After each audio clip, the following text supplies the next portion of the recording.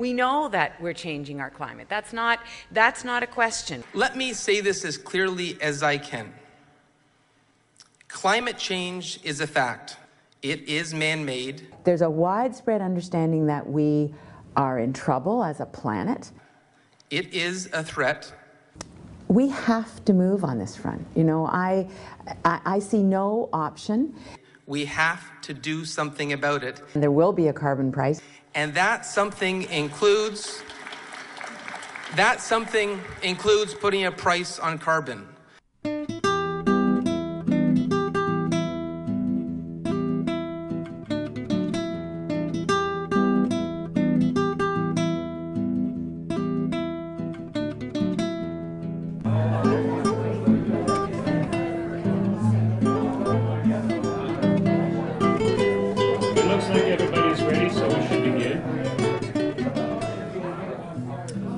Welcome everyone to Freedom Party's Embracing Climate Change dinner.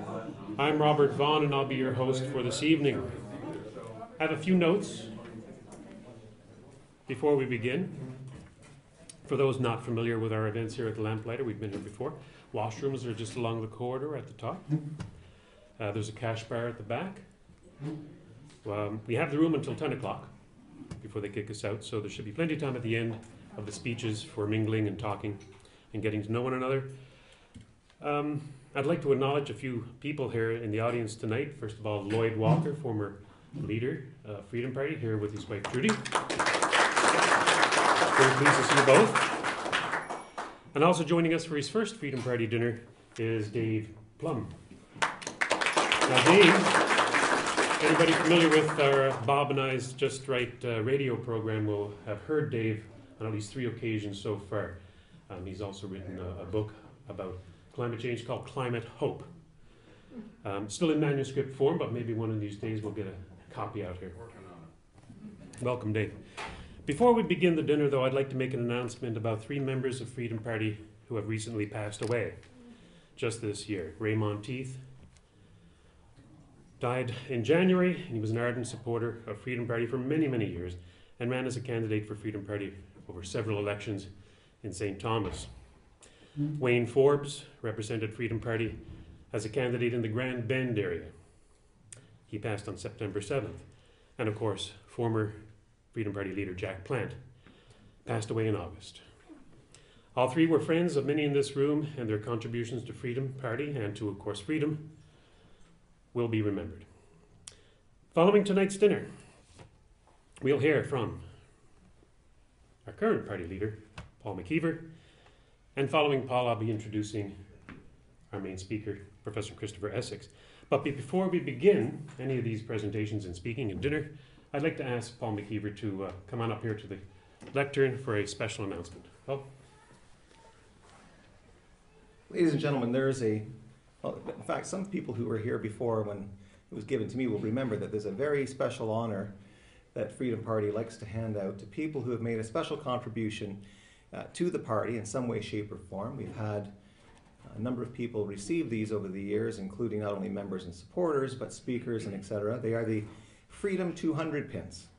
And the Freedom 200 pins were brought into existence, in fact, by Party President Robert Metz's father, and have been handed out since, I believe, the late 80s. I'm not sure how many have gone to date, probably in the range of about 100, so keep working, folks, and you'll be next up. I had to work for mine for about, I don't know, 20 years, I don't know what it is. But eventually they come.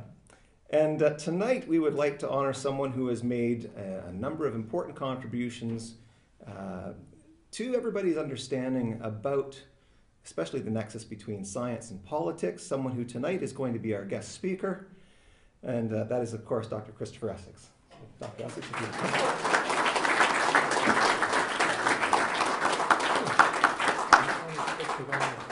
You can say a word if you want to. This is an unexpected honor, and I'm very grateful, especially to people who support freedom. Thank you. Thank you. You'll notice some books at the back of the room. One is Happy Trails. It's available free to anybody who grabs one. They are by Scott Williams Oakes, who sits over here. Scott? Scott's a stand-up comedian, and he's written a short fiction. And as you can see by the cover, it's a windmill on fire, so you can guess about at least what a subtext of the topic is. And of course, Professor Essex's book is available at the back. It's $20, which, by the way, is a steal. It's a first edition. It's gone into 2 printings, right? It's a first edition. If you want to get this... As opposed to 2 printings. 2 editions. 2 editions, I see. Okay. And if you want this on Amazon, you can pay up to $170 for it. It's very rare to get a first edition of this book. So he will be happy to autograph it for you. And they're back there. If you want to see Bob Metz, if you've got a Visa, credit card, or whatever, he'll take care of that. Cash you can give to the treasurer, Sharon. Before we begin our dinner, which will begin just as soon as I sit down, I'd like to propose our traditional toast. So I'd like to ask you all to rise with glass in hand, please. To the freedoms we now enjoy, and to freedoms lost to be regained. To freedom. Bon appetit.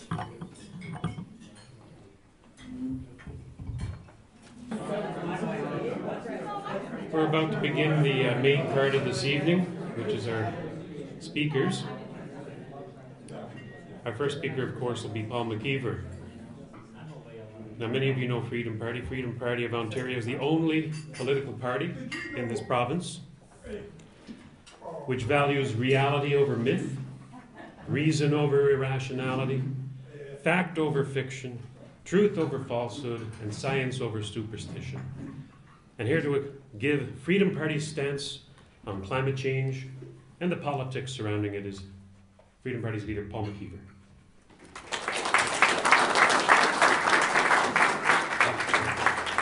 Thank you, Robert. Ladies and gentlemen, the theme of tonight's dinner is embracing climate change.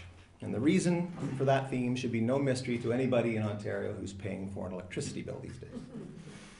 Whether it's the Liberal cap and trade plan, or the progressive conservative new price on carbon, whether it's rising electricity transmission costs or gasoline price hikes, we're being told that we must pay more, and more, and more.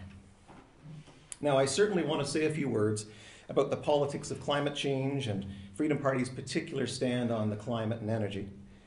But I first want to submit to you that rising energy prices, as horrible and as oppressive as they are just one symptom of a much bigger disease. It's a disease affecting the minds of everyone in this room, but also the minds of everybody living in Ontario right now. So to see what I mean, I want you to think for a moment about your own happiness. As you know, Freedom Party believes that the government should regard the purpose of each person's life to be the achievement of his or her own happiness, right here, at all times, in Ontario, for you.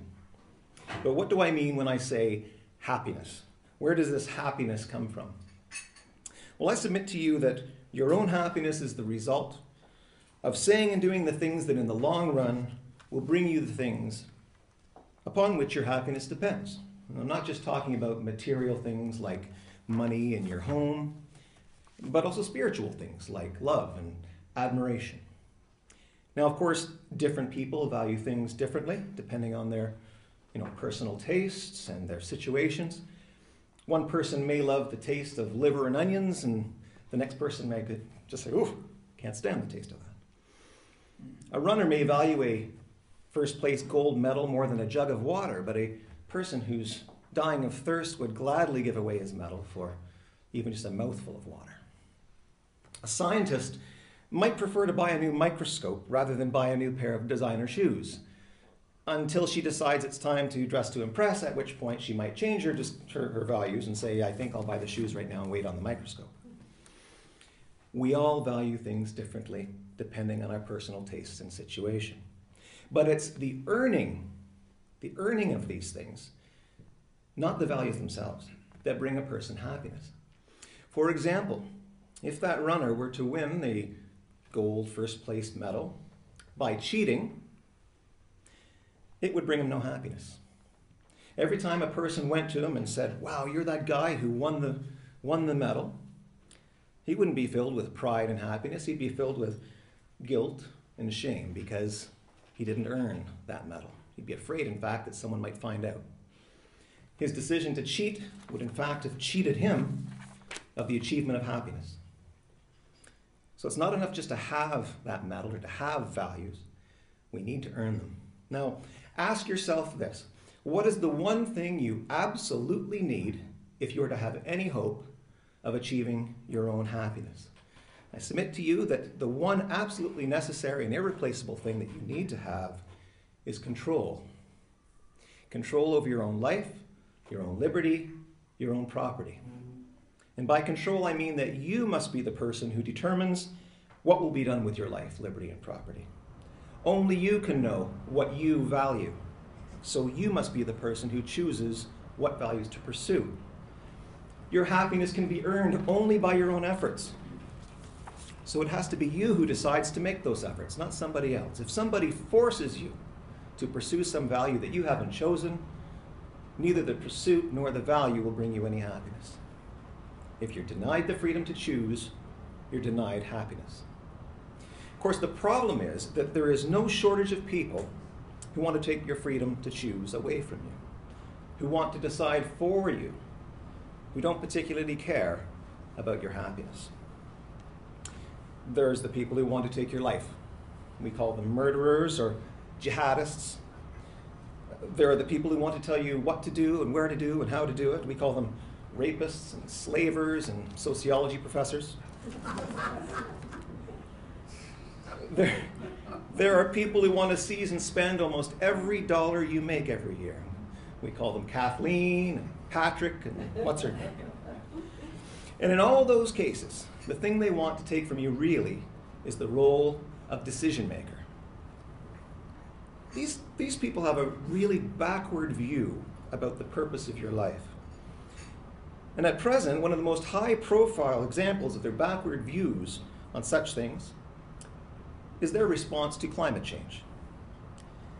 We all know climate change exists. There has been cooling that has led to ice ages. There has been warming that has ended ice ages. The shapes and depths of land and seas have been dramatically changed over periods of climate change that have lasted thousands of years and hundreds of generations. Changes such as these have required human beings to migrate and to adapt to the effects of climate change as long as human beings have roamed the earth. But there's no evidence of an impending climate catastrophe that will result in your extinction. A few handful of Gore fans and other kooks believe that we're facing such a climate catastrophe. But if politicians were to state to the people that elected them that they are facing an extinction in their own lifetimes, the politicians would be laughed out of office. They really would. And for that reason, today's progressive politicians, including the Liberals and the Progressive Conservatives and the NDP and the Greens, they instead focus on the predicted costs of predicted climate change. And they make three main allegations of fact.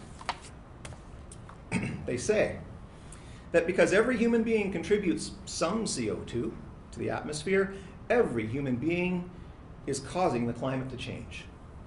What they imply is that therefore we are all doing something immoral and that we must constantly earn forgiveness for the crime of breathing. They say that not everybody has the money needed to adapt to the effects of climate change and that therefore we have a duty to prevent climate change from happening. What they mean morally is that it is wrong for you to pursue your own happiness, that your lot in life is to work your fingers to the bone for strangers who aren't even trying to achieve their own happiness. What they mean politically is that it's time to seize the wealth and industrial capital of the West, the hard-earned stock seed of the West and capitalism, to grind it up like flour and to feed it to the rest of the world in a few short-lived meals. They say that preventing climate change will be less costly than dealing with the costs of the effects of climate change. And what they mean there is that they've never told a lie. At the root of all their arguments, there is a very ugly set of beliefs about the purpose of your life and who should be making decisions concerning your life, liberty, and property. When they tell you that they're fighting climate change for future generations or to save the planet, they're telling you that in their view, your purpose on this earth is not to achieve your own happiness, but to suffer for people and for things that either do not exist yet or did not elect them, the planet, for example. When they propose a new price on carbon, as Mr. Patrick Brown has, they're proposing to replace you as the person who makes decisions about the use of your property. And when they impose a cap and trade system, they're replacing you as the person who makes decisions about what you will do with your time and your money. In each case, they're taking away your freedom to choose the pursuit of your own happiness. These are some very, very bad people, folks, and it's time that they were sent packing. But if we're to achieve that, we must present all Ontarians with a very different view, a different approach to dealing with climate change. I'm here tonight to tell you that that approach, the Freedom Party approach to climate change, involves a view of climate change that is diametrically opposed to that of the Liberals and the PCs, the NDP and the Greens. Unlike those parties, we will advocate acceptance of the fact that we currently lack the knowledge and technology needed to fight climate change, and that the rational response to climate change is simply to adapt to its effects. You know, in the 1980s, we laughed at tabloid newspapers that claimed that the Soviets had a machine that could control the weather, cause floods and droughts, and destroy Western economies. We knew that nobody had a machine like that, and we all knew that it was nothing more than communist propaganda. That's what we called it. Yet today, our elected politicians would have us believe that with enough of your money, they can control not merely the weather, but the entire global climate with an all-powerful political thermostat. Of course, they've offered us no evidence that they actually have a Soviet-like climate machine that can control the climate and prevent floods and droughts. But they've given us ample evidence that their taxes and green energy schemes and regulations actually accomplish the destruction of Western economies better than any Soviet could have hoped would be resulting from a Russian weather machine. Like the man who tries to stop the snow by dancing in lederhosen, the Liberals, the PCs, the NDPs, and the Greens are ignoring the fact that nature, to be commanded, must be obeyed. Freedom Party will not make that mistake. Rather than spending billions of tax dollars and destroying the economy with ineffective efforts to fight climate change, a Freedom government will accept climate change as what it has always been since before the dawn of man, a metaphysical given, an inevitable fact. Instead of fighting climate change, we will adapt to its effects as and when needed. In other words, we will embrace climate change, so to speak. Instead of spending billions and destroying our economy in a doomed effort to prevent a future climate catastrophe and human extinction for which there is currently no evidence, we will spend only when necessary and affordably, and we'll only adapt to the observable effects of climate change, not to what we're predicting. For example, if a rise in water levels threatens to move water over land, we will, if appropriate, build up the land, just like we have done for decades with the shoreline of Lake Ontario in Toronto. There, land and man-made structures can be found where only lake existed before. It's true. We'll put an end to governmental efforts to fight climate change. We will continue to advocate instead the free market solutions that will bring down energy prices, lower or eliminate production taxes, and put an end to the cronyism that allows a handful of politically connected people to profit from sending other Ontario residents into energy poverty. And at all times, we will remember that the whole purpose of government is to ensure that nobody, especially not the government, takes from you your power to choose, takes from you the freedom you have to pursue your own happiness. Thank you.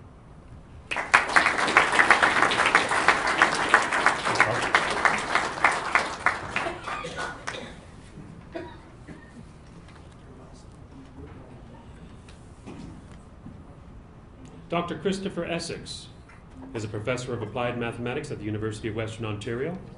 He is a former director of its theoretical physics program and a former associate chair of applied mathematics. He made one of his first correct estimates of the entropy production rate of the Earth, and with Dr. D.C. Kennedy and R.S. Berry, he computed the first correct peak temperature for laser radiation.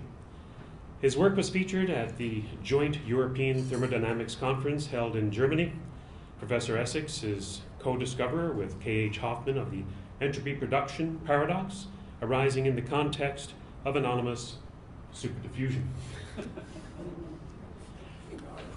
Yes, I know. He has co-chaired sessions of the World Federation of Scientists, and he became chair of the WFS's Permanent Monitoring Panel for Climate in 2011. In 2012, as chair, he hosted Dr. Václav Klaus, president of the Czech Republic, as a guest of the panel meeting. In 2016, he became chairman of the Academic Advisory Council of the Global Warming Policy Foundation. Now, just to let you know, when I first got this bio, I thought, I've got to pare this down. But it's such good reading. It's an amazing CV. Professor Essex held an NSERC, or Natural Sciences and Engineering Research Council of Canada, postdoctoral fellowship at the Canadian Climate Centre to work on its GCM climate model. He built his first computer climate model in the 1970s. He held an Alexander von Humboldt Research Fellowship in Frankfurt, Germany. He was a sabbaticant at the Niels Bohr Institute in Copenhagen, Denmark, supported by a Danish National Bank Foreign Academics Program.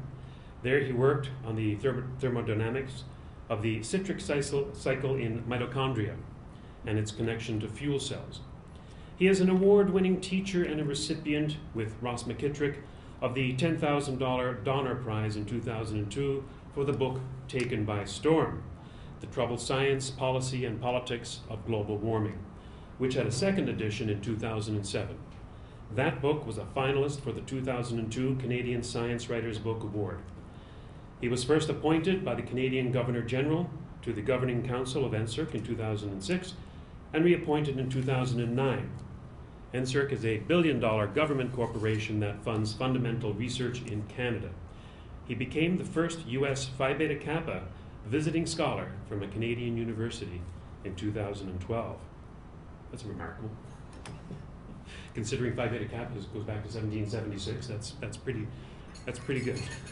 Professor Essex has been mentioned by name on the floor of the Canadian Federal Parliament, but not necessarily in a good way. You didn't put that in here. He has a blessing from the Vatican. His work has been cited on the floor of the U.S. Senate, and he has lectured at the British House of Lords. Both Freeman Dyson and the late Leslie Woods personally advised him in the much misunderstood but crucial art of scientific heresy. Please welcome Professor Christopher Essex.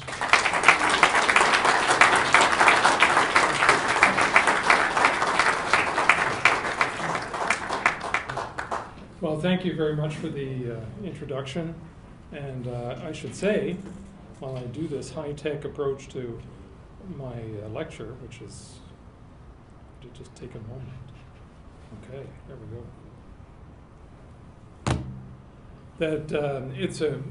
First of all, I want to thank you for inviting me here. It was a great honor, especially an honor to speak on the subject in connection with the Freedom Party and clearly the launch of their political agenda on climate. Although I don't really intend to talk much about climate, I've spent a lot of my career talking about the fundamental science behind it, and it's a subject I've been involved with probably almost longer than anybody alive. I'm really quite tired of explaining to people scientific things because generally they're not interested, and that's of course the really frustrating thing of a scientific topic, that people are not interested in the science about. Now of course people here would probably be interested, but I think a lot of the opposition isn't. And they tend to focus on political ways of talking about science, and that's really what I want to talk about, is that aspect of it. I also want to say it's a pleasure to do this talk. It's not my normal kind of venue for speaking. And it's also because it's on the occasion of Halloween, so it's coming up, and so I would like to scare people a little bit. And of course I do that first of all by, wearing a tie, which of course nobody in my profession does. And it's a very much a Halloween kind of thing that's for me. So scaring people, it can be done in one of two ways. I can show you in a horror movie, or I can scare you with the truth. And that's what I'm going to actually do. Is hopefully by the end of this, you'll have a proper Halloween scare about the way the universe really is. It's a perfect thing for Halloween. So one accumulates over life. I should know, first of all, Halloween from a calendar point of view is a very specific kind of thing, and many people don't realize that between the autumnal equinox, which is in September, and the winter solstice, halfway in between, there's a point called the cross-quarter day, and that's Halloween. There's another cross-quarter day between winter and spring, which we celebrate with Groundhog Day. And that's one of the reasons where the 6 weeks comes from. It's a month and a half, right? I mean, it's 3 months for the whole season. So if you want to know what the sort of structural idea behind it is, there it is. But it also is a time when people feel that, or at least historically, superstitiously, and traditionally, people thought about the world as being close to the other world. This because it's this magical halfway point, and somehow the worlds are close together, and so one thinks about all of these scary things. And of course I think about some of the scary things that I've been involved in my life, and as you get older, as many of you probably know, you have more and more near-death experiences to speak about, and if anyone survived them, are the ones who survive them are the ones who actually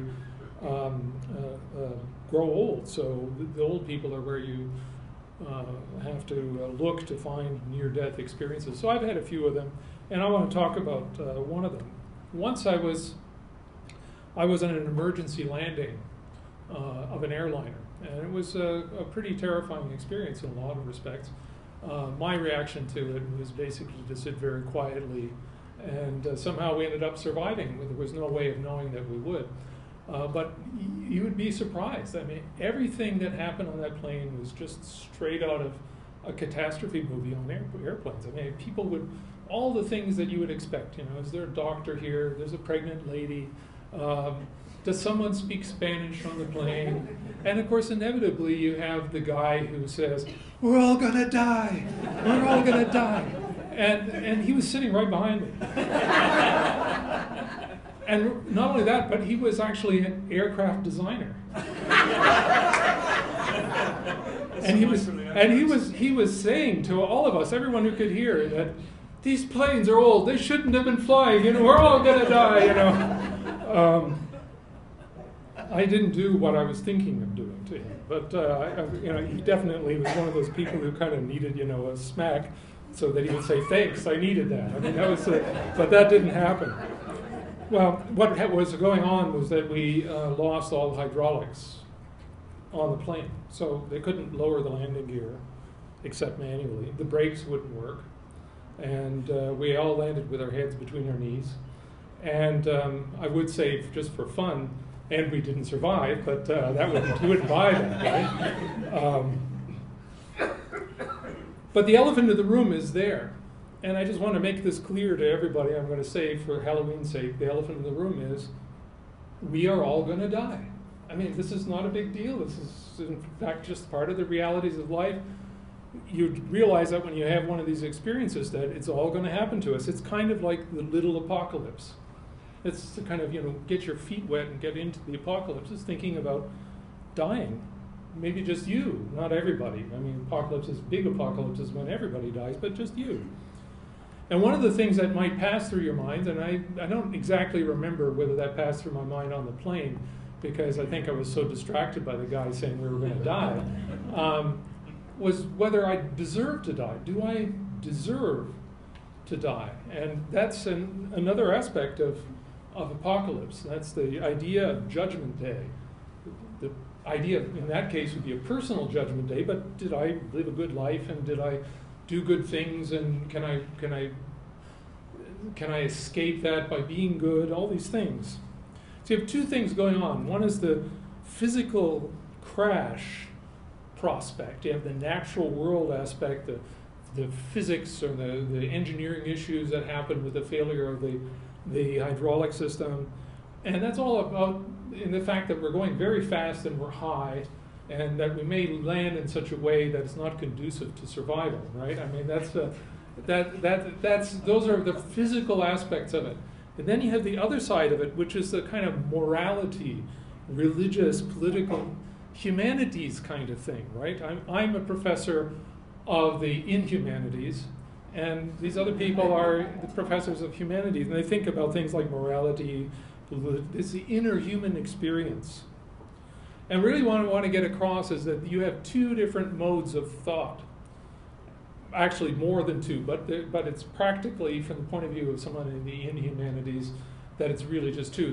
There's actually communicating or interacting with the reality of the outer world outside of humans.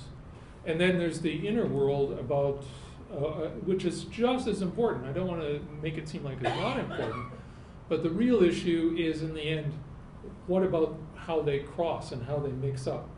And one of the things I'm going to lay out in this talk is that only bad things happen when you let this inner world somehow define the interactions with the outer world. You let these inner issues become part of the scientific world. And that is one of the big problems we have today.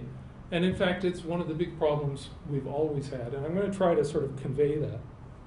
Now, of course, the classical examples are scientists in trouble. Scientists get in trouble historically, if you look back in the history of science, all the time, because the whole idea is we're trying to push out beyond the conventions of the time, and naturally people who like the conventions of the time don't like people who do that. And so one of the things that happens is scientists always tend to be these kinds of solitary figures in trouble. And Galileo, of course, is the classical example, where there's a whole business about, what's going on, which kind of solar system you want, and I can go into some interesting things about that, but I don't want to go down that road.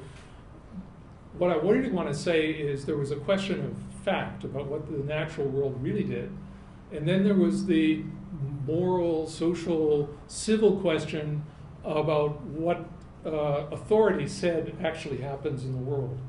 And the point I want to make a distinction with here, because it's often presented, the Galileo story is presented as a conflict between religion and science.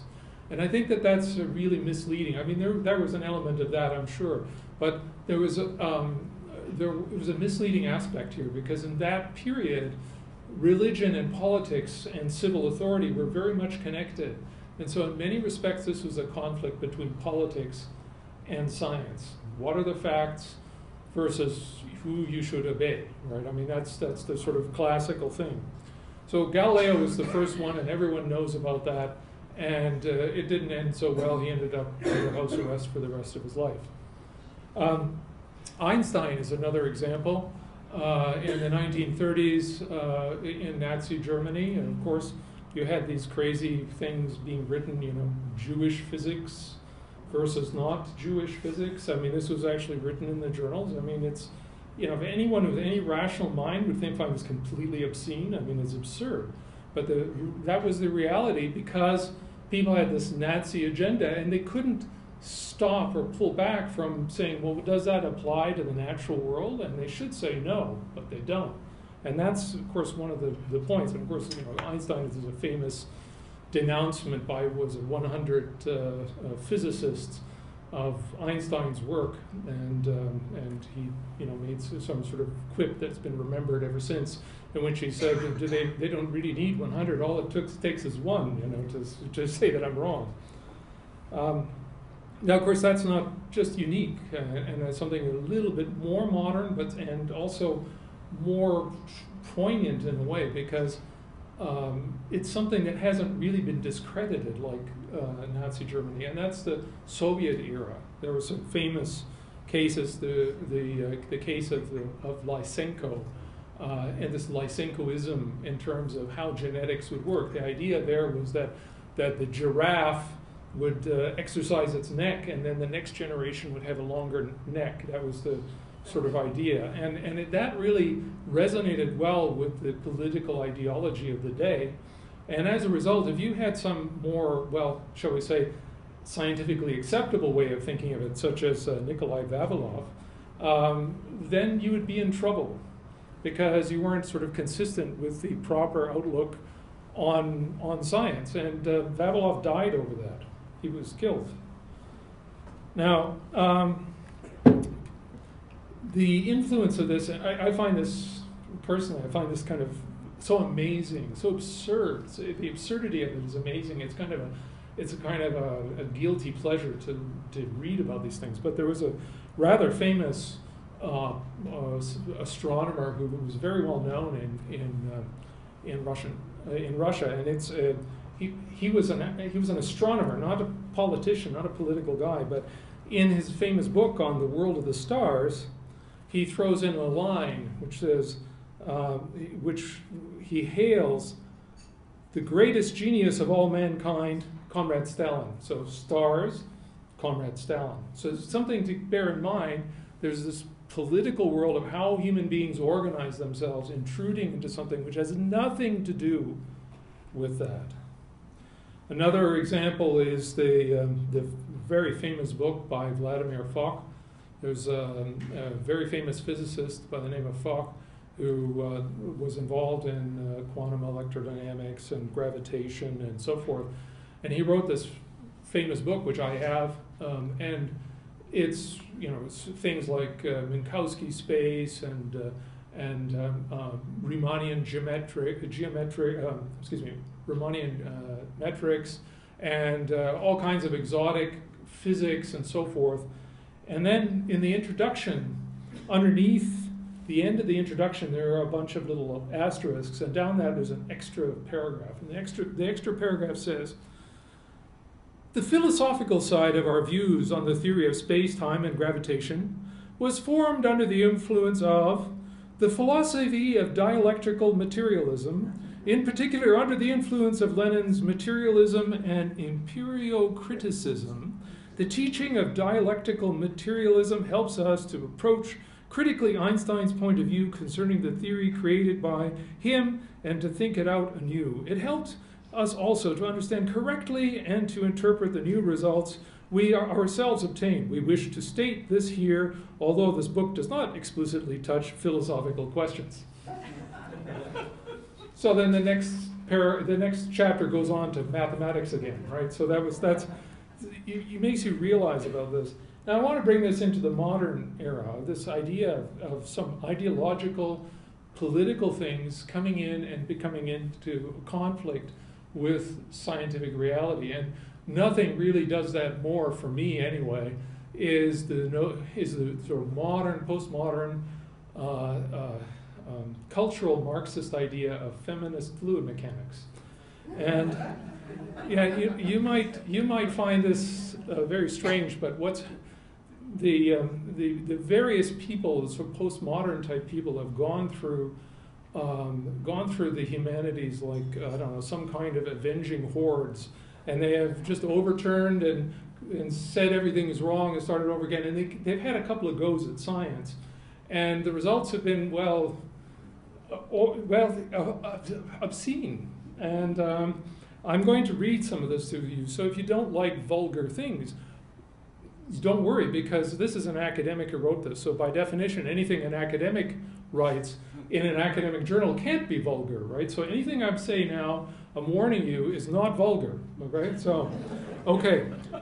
This author writes, instead of talking about differential equations, talking about momentum, talking about vorticity, and a whole bunch of really interesting things that come out of the study of advanced calculus and differential equations and the physics of fluids, Newton's laws, and so on, you end up with this very, very sophisticated and elegant theory of how fluids move and how they work. But she goes on in a different way, and she does it in a very peculiar way. She talks about what some other author is working on, or as my old friend Ben Singer would say, the authoress. It's one of the sociologists that was talked about before, right? I mean, that's, yeah. Her answer posits a complicity of long standing between rationality and a mechanics of fluids. the privileging of solid fluid mechanics, that phrase itself, the privileging of solid fluid mechanics, of solid mechanics over fluid mechanics, means that somehow solid mechanics was discriminating against fluid mechanics. I mean, it's a very interesting way to think. And indeed, the inability of science to deal with turbulent flow at all, that's one of the most fundamental unsolved problems in modern science, is turbulence. They can't do it. So she attributes to the association of fluidity with femininity. Whereas men have sex organs that protrude and become rigid. Women have openings that leak menstrual blood and vaginal fluids. Now remember, this is not vulgar, okay? This is written by an academic, okay? Although men, too, flow on occasion when semen is emitted, for example, this aspect of their sexuality is not emphasized. It is the rigidity of the male organ that counts, not its complicity in fluid flow. You can be complicit in fluid flow, like a crime.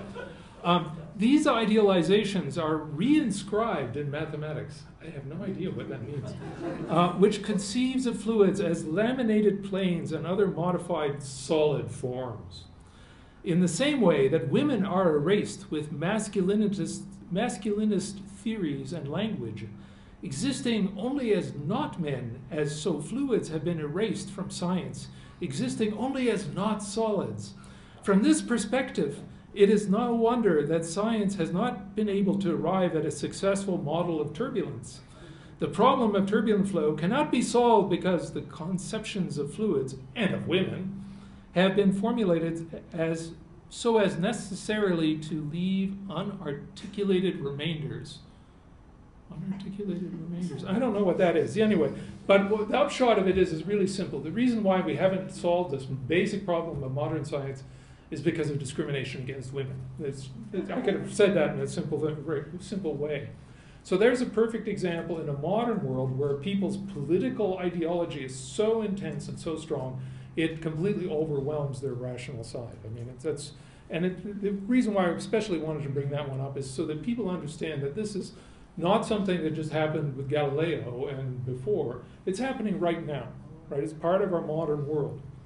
A certain physicist did something once. His name was Alan Sokal, and he wrote a fake paper for one of the journals that published this stuff.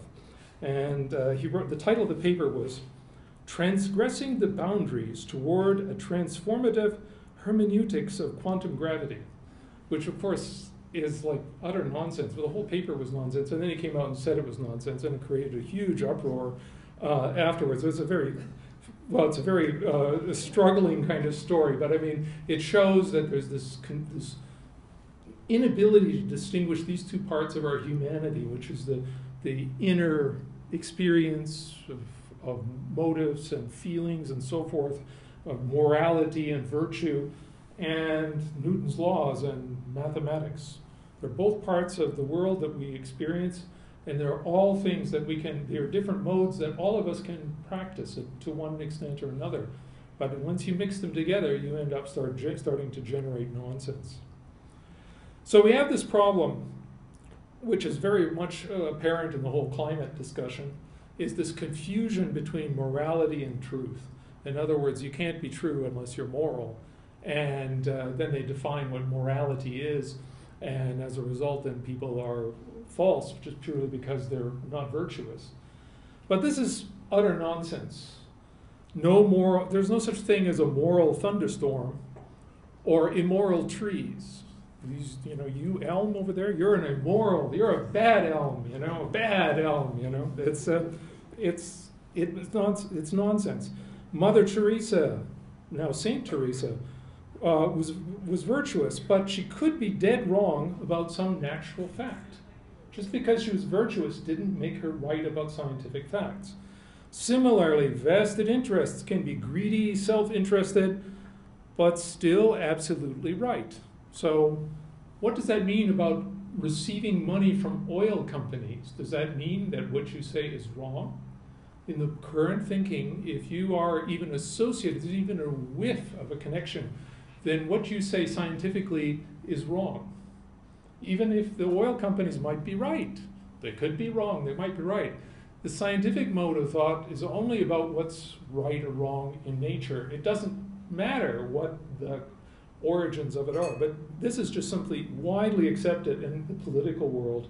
You don't associate with oil companies. The notion of deserve to die, which was the thing that got us down this road, is the case of in the case of an external physical threat. It's not a matter of morality, it's a matter of maybe stupidity. Maybe you deserve to die if you put a loaded .38 beside your night table when the alarm goes off and you grab that and shoot yourself. Maybe you deserve to die because you're stupid, right? I mean, it's stupidity. That's the thing that gets you in the end, is being stupid. And all of us can be stupid, right? I mean, I can be stupid, everyone can be. But maybe that's something to bear in mind. It's not about morality. Now let's talk about, that was the little apocalypse. Let's talk about the big apocalypse. That's where everybody dies, or maybe nearly everybody dies. Here we have to go into some kind of cultural discussion, and one of the phrases or sentences that I really have always been attracted to since my youth was this apocalyptic statement from the Eddas, which are these compilations of Norse lore, which you can look at in Iceland, which is having a big election today, and maybe the Pirate Party will win. We'll see. In any event, the quote is, "The gods are doomed and the end is death." That's apocalypse. So we have Ragnarok, that's the Norse apocalypse. Götterdämmerung, which is German, which basically means Ragnarok. Armageddon, and you probably saw that in one of the annotations. I give Bob a hard time over that. The Book of Revelations, that's where it all comes out. A lot of this stuff is so ancient, it's so inscribed in who we are. It's positively Jungian, but it's part of who we are as human beings. We are naturally concerned about the future. We don't really know why we're in this universe or how we're in this universe, and we have to rely upon things like faith or some sort of conviction of one kind or another to somehow navigate through this wonderful, enormous mystery that we live with all of our lives. So today we have 5 horsemen of the apocalypse. Most people know the usual idea is 4, but today we have 5. We have war, pestilence, famine, death, and climate change. All of this stuff, when it's realized in the modern world, is some strange combination of fear, fashion, and desire to control other people. I mean, this is the sort of combination that we're always talking about. And in the sense of fashion, you can see that in the background that all of this stuff is going on in fashion. The fact that the conservative platform is about a carbon policy and not carbon dioxide is an indication of a lack of regard for the actual scientific content. It's a political arena they're dealing in, and that's why they talk that way. Is there such a thing, when I go to the grocery store, I always wonder, is there such a thing as inorganic bananas? I don't know. I've come across pickles in which they announce that they're gluten-free. Is there such a thing as pickles with gluten, which is wheat protein? Why would pickles have wheat protein in it? I mean, I don't know. Then, of course, we have dihydrogen monoxide, which, of course, sounds very threatening.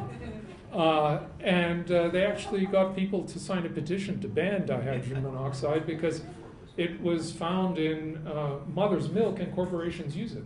So people signed ban dihydrogen monoxide. Okay. So the next thing I want to talk about is not just apocalypse itself, the fact that it's in us and it's part of it.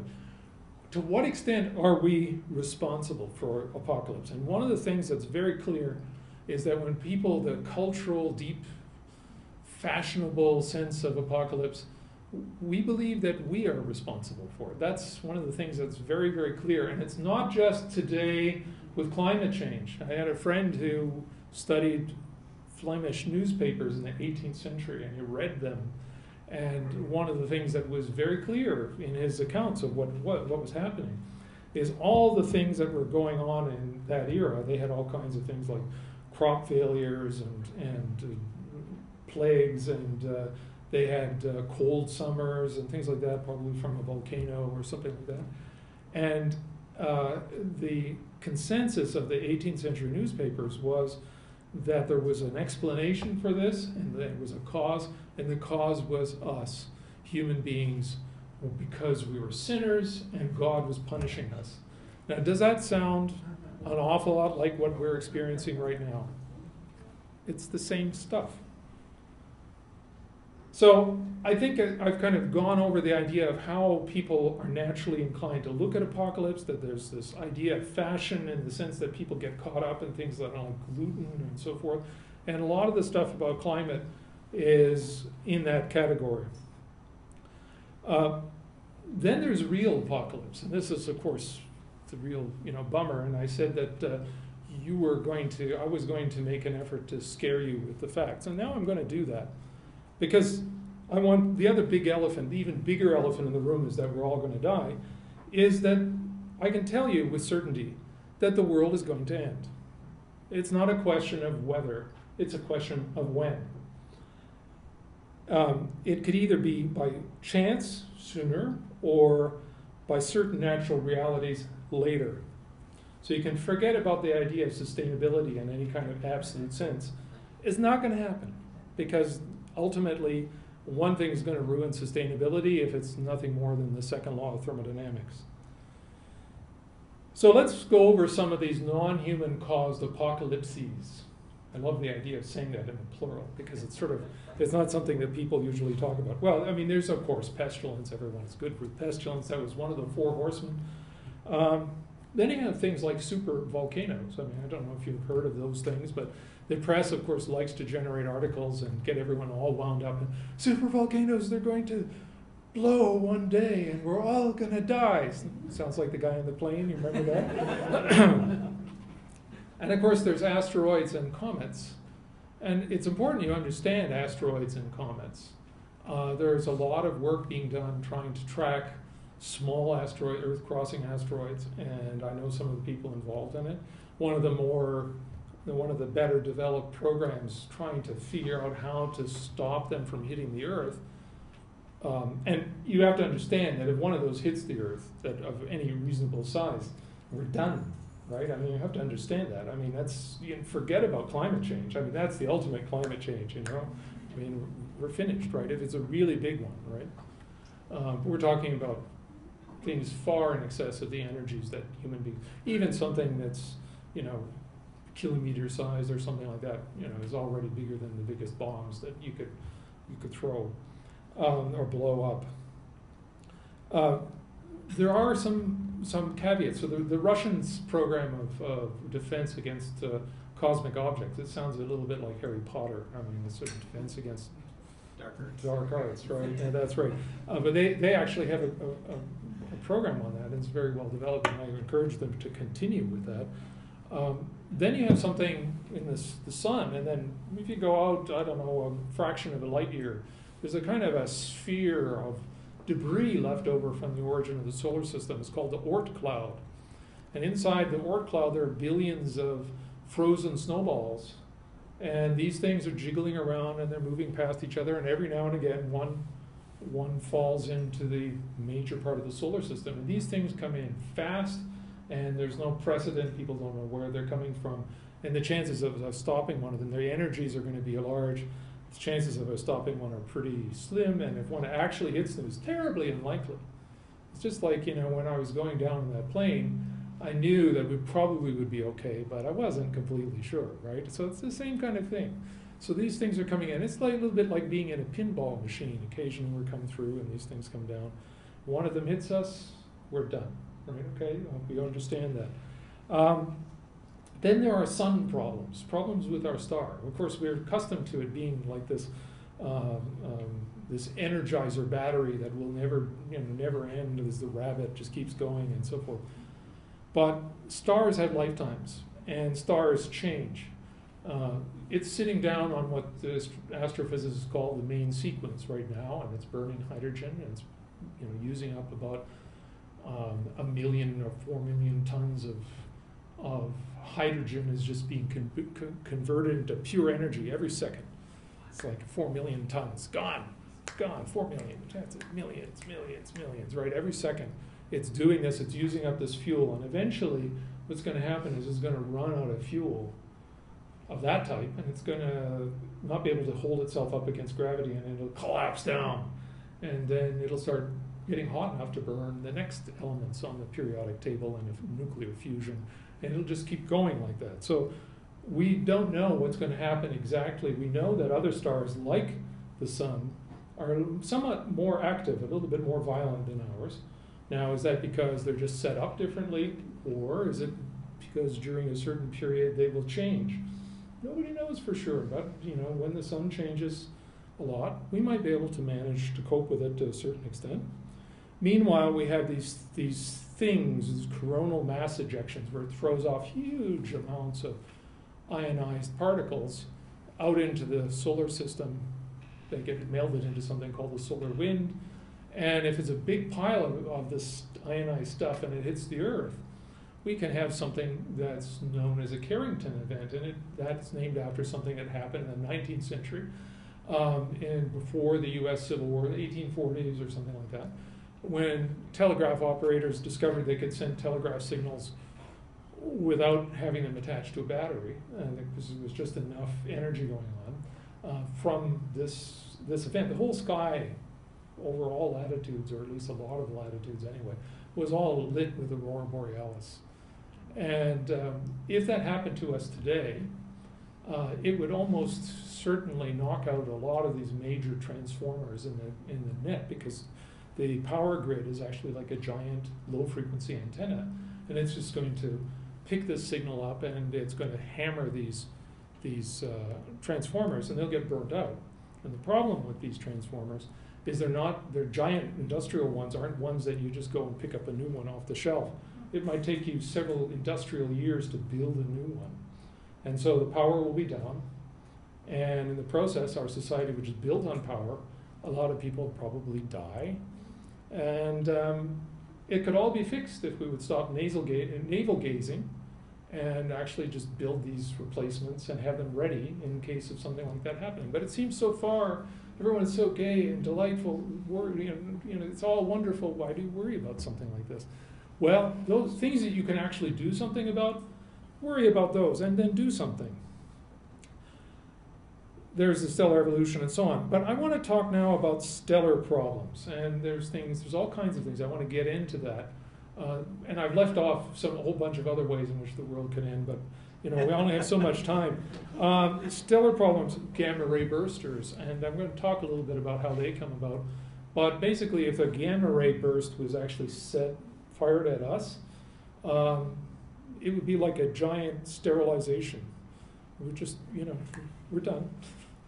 Gamma ray burst, gone. There's something.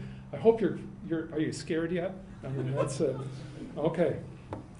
So what I want to do now to sort of shift the topic a little bit, because one of the things I don't want to just talk about is what could go wrong. I want to tell you about something else, which is part of the contemporary thinking, which is actually wrong. Contemporary thinking is that somehow we are the author of our own problems, and that nature is basically benevolent, and that we have to be good and good stewards of this thing that we can control, that we're omniscient and omnipotent, we can control everything and so forth. And I want to disabuse you of that. And I want to bring apocalypse in a very unlikely way. So I'm going to begin with this.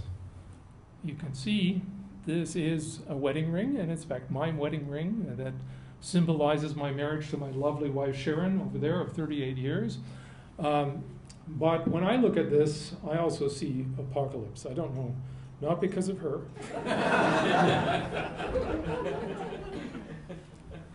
And to explain why I see apocalypse with that, I have to go back in time. And I have to go back really far in time, back to just not long after the origin of the universe, the Big Bang. When the universe began, the current understanding is that there was only hydrogen. There was maybe a little helium, but no hydrogen. And so that is a really remarkable thing, because it means that everything in this room, which is the stuff that we're our world is made out of. The walls, the carpets, my lectern, you, are all made of stuff that shouldn't exist if it was just like that. All of the stuff that exists of this type had to have been cooked up in little factories that made this stuff. And these factories are known as stars, right? So the stars actually cook up all the material, all the carbon, all the various materials in here, the nitrogen, all that stuff comes from nuclear reactions in the heart of stars. And that explains pretty much everything, and it explains us. We are made out of stardust, which I think is a really cool thing. Just incredibly cool. But where does that leave this ring? There's something that needs to be known, which is that this process in which the cooking takes place works really well, making bigger and heavier elements, until you get to iron. And once iron is hit, it doesn't work anymore. Gold is heavier than iron. So where did it come from? That's the question. And the answer is, it comes from the biggest explosions in the universe. And it's important you understand that the power of the universe and the scale of the universe is utterly beyond us. And I don't think that this is a small point. This is an enormous point in terms of how we think of where we fit into the world. Instead of thinking about us being benevolent towards nature, we should be thinking about banding together to defend ourselves against nature. We should be thinking about how to protect ourselves when something bad might happen, rather than thinking about how we should lower our protections and be, gentle, benevolent gods, because we're not gods. And I want to sort of drive that idea home. The thing that causes this gold to exist is something that's an explosion called a titanic cataclysm called a supernova. And supernovas come in many different types, and some of the lowest energy of them, I won't go into the details, but some of the lowest energy versions of them generate energy in this neighborhood of 10 to the 44 power joules. Now, I'm going to spend a few moments explaining what that might mean, but that means that's 1 with 44 zeros. Now, I've thought about how to explain that in a couple of ways, and I thought, since I'm comparing it to what human beings can do, I would take our biggest explosion that human beings can make, and which of course would be a hydrogen bomb, right? That's the biggest the biggest bang we can imagine. It's like never mind your fireworks display. Let's go to the atomic weapons, and let's go to the really big ones. So the ones everyone knows about, Hiroshima and Nagasaki, these terrible tragedies, kiloton. That's of TNT. That's about what roughly, maybe a bit more, right? But that's roughly what it is. If you increase that by 50,000 times, you'll get the modern, really big, probably not actually made, but thought about hydrogen bomb, where you use an atomic bomb to set off the hydrogen bomb. I mean, that's basically what it is. And it works a little bit the way the sun works, right?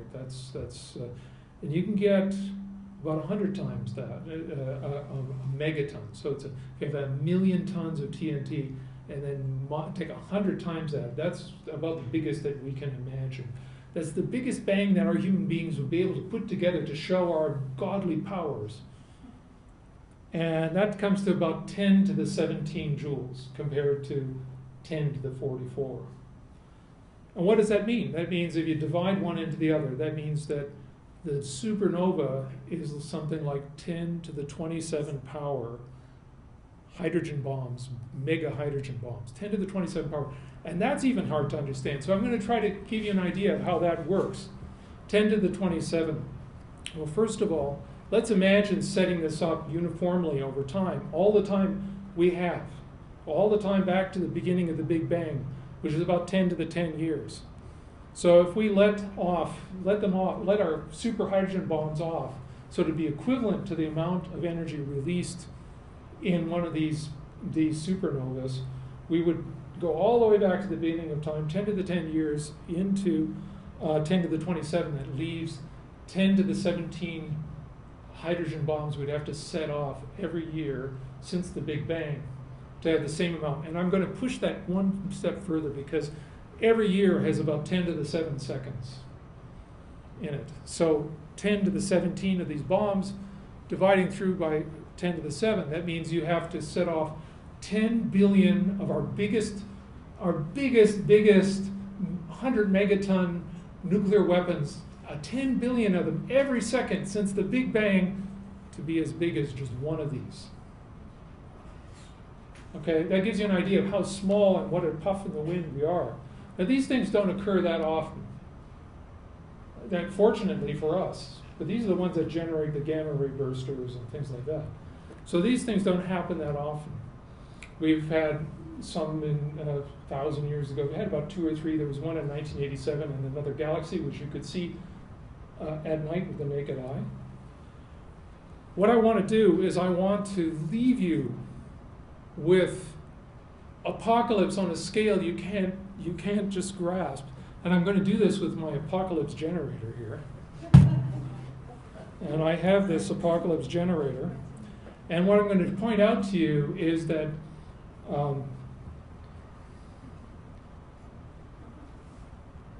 turn on my apocalypse generator. And we'll make sure that it's all the way up so that everyone can hear. And also the people at home, when the recording comes out, can actually hear. And I'm going to make sure that this is okay. So we're pretty much ready now. What I'm going to play for you is a mapping of data from observations of actual supernovas that have taken place over a 3-year period. So this is a 3-year period. One of the epiphanies I had as a young man when I was a scientist student was to look at a deep field star field and realize, much to my utter amazement, is that most of the objects in the deep field were not stars, but they're other galaxies. There were more galaxies than there were stars. I mean, that was the epiphany. And these galaxies were billions of light years away. If you take a telescope, and this is what this music is going to be about, and you record or put a wide field camera on a certain area of the sky where these galaxies are and watch them, they observed over a 3-year period 240 of these cataclysmic explosions, which each one constitutes an apocalypse, because all the stars for light years around were in a design. It's the end of worlds. Every one of these things is the end of worlds, and they get 240 of them. And one enterprising astronomer by the name of Parker decided to map these onto music. And what he did was he chose the pitch based upon properties of the particular supernova, and the musical instrument to use based upon the size of the galaxy, the volume associated with how far away it was, and then he mapped it all on so that every single note was itself an apocalypse. And that, I think, is something that we're going to listen to now. You'll hear some background stuff, but every note, you'll hear a bass violin and you'll hear a piano. And remember, each note is the end of a world.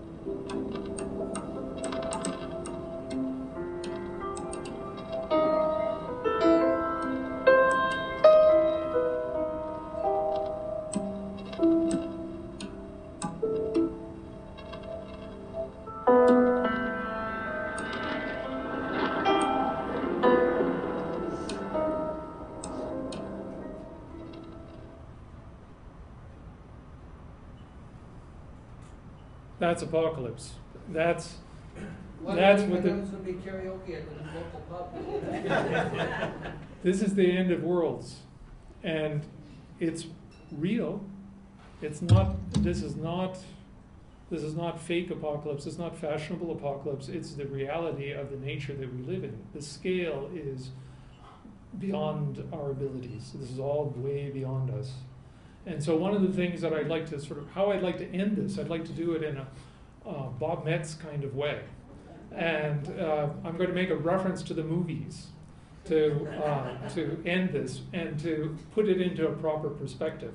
The movie I have in mind is called Unforgiven. And there's a very end of the movie where the small apocalypse is about to happen. Gene Hackman has been wounded and he's laying prone on the floor. And William Money, played by Clint Eastwood, has a shotgun. And he's pointing down at Gene Hackman. And Gene Hackman says up to Clint Eastwood, he says, "I don't deserve this." And then Clint Eastwood says, "Deserve's got nothing to do with it." Bang! Thank you very much.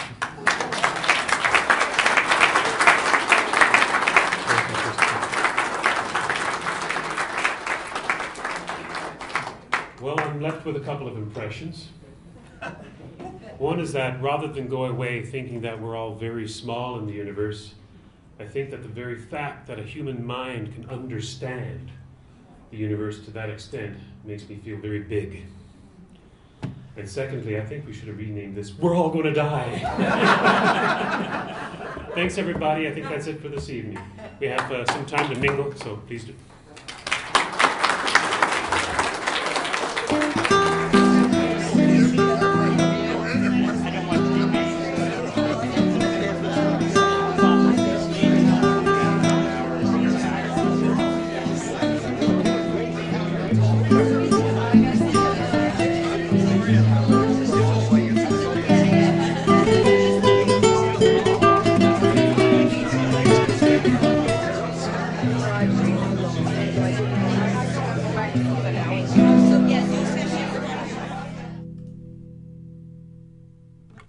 On our own, none of us can hope to solve the challenge posed by climate change. It's just not possible. No single province or state, no single country can on its own, through its own actions, shift the balance and eliminate the threat.